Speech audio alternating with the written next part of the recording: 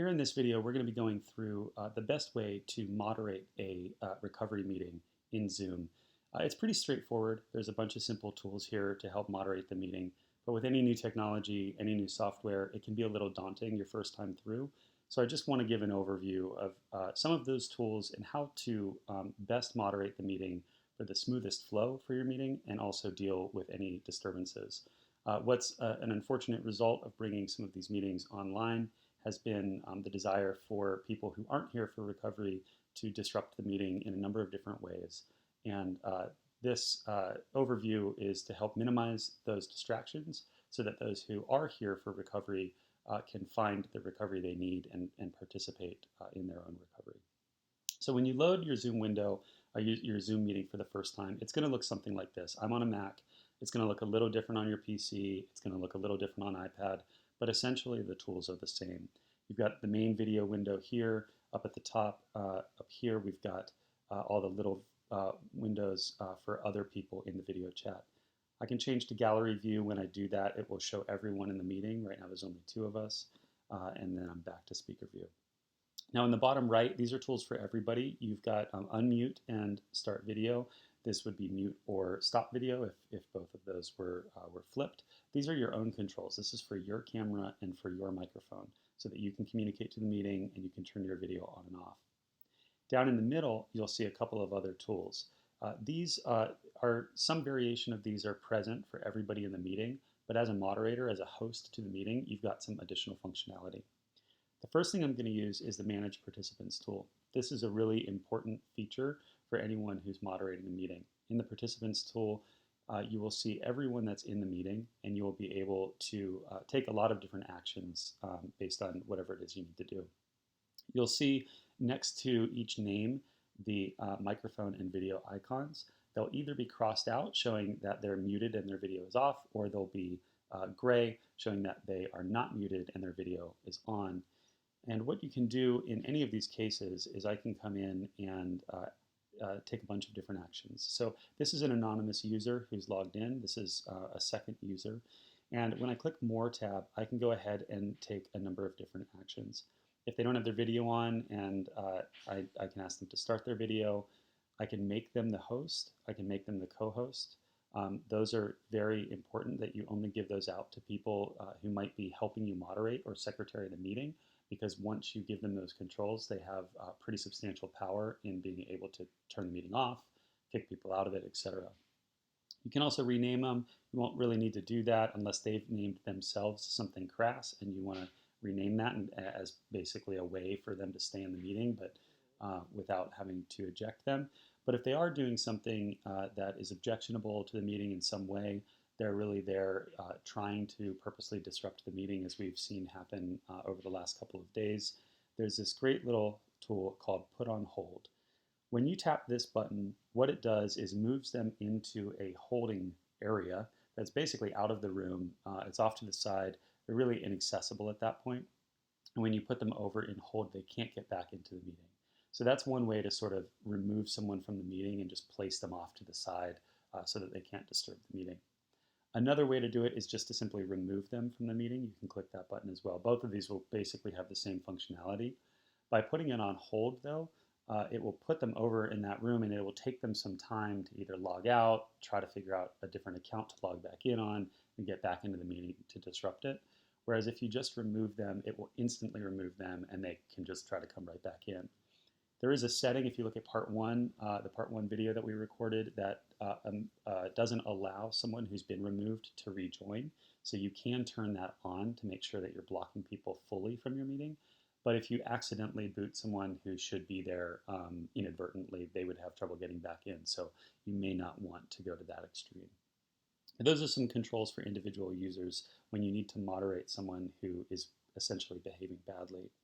Down at the bottom, you've got mute all and unmute all. These are great tools for if you need to quickly mute the room because there's too much activity, too many people have unmuted themselves. You can click mute all and it will just shut everybody down. The unmute all button, obviously that unmutes everybody. We typically use that at the end of the meeting for the final prayer.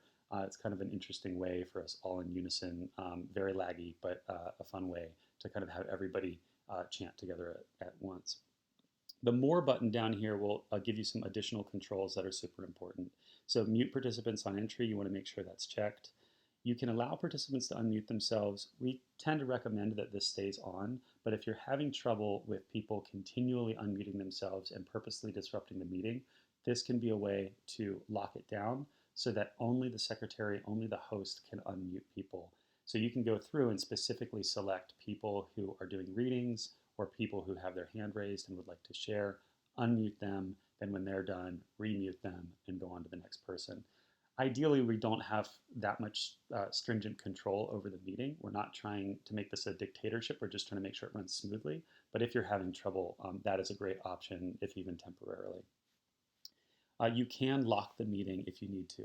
What that will do, that will lock the meeting down, so everybody who's in the meeting will stay in the meeting, but no one else will be allowed in the meeting for the time period that that's checked. And so that can be another great way to quickly lock down a meeting, get someone out, and continue forward if you're just having repetitive disruptions that are happening. Now from there, a couple of other things. The chat room is here. You'll see this chat box pop up. Down at the bottom here, it says to everyone. So if you were to type something here, like if I type test, that's going to go in the chat from me to everyone. But a really important piece of functionality too is to be able to privately chat. So I selected the other user in the group, and I can just privately chat to them. It shows up as private. That message is only going to them. This is a great way to interact with people that are about to do readings, or people who want to share, or people that you're trying to communicate with on the side to help the meeting run smoothly. It can also be a great way to recommend people share their phone numbers to other people who might need sponsorship or need some connection, rather than placing their phone number in the open general chat.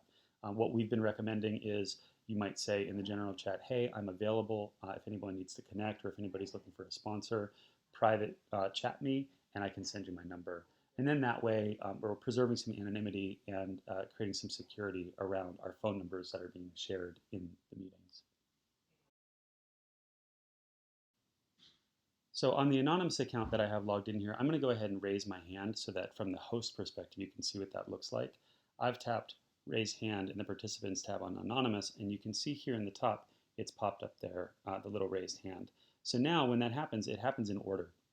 First person to raise their hand goes to the top, and the host will see everybody then who else has raised their hand descending from there.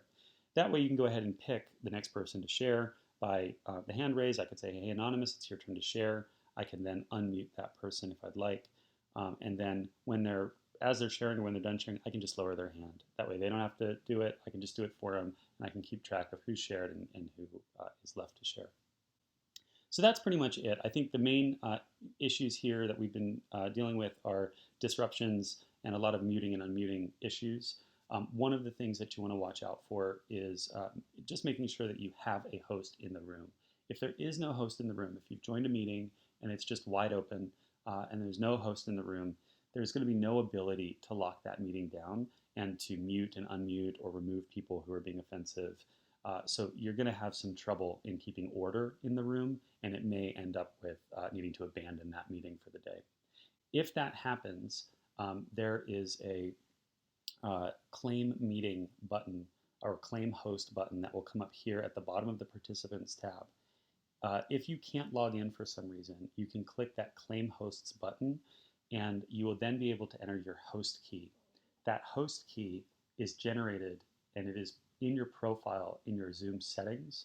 If you go ahead and grab that host key and put it in a safe place and give it to any of the hosts that need to have it, if anybody gets locked out, they can hit claim host, enter that host key, and they will instantly become the host and be able to take control of the meeting, to moderate it and lock it down and make sure that everybody's safe and there are no disruptions.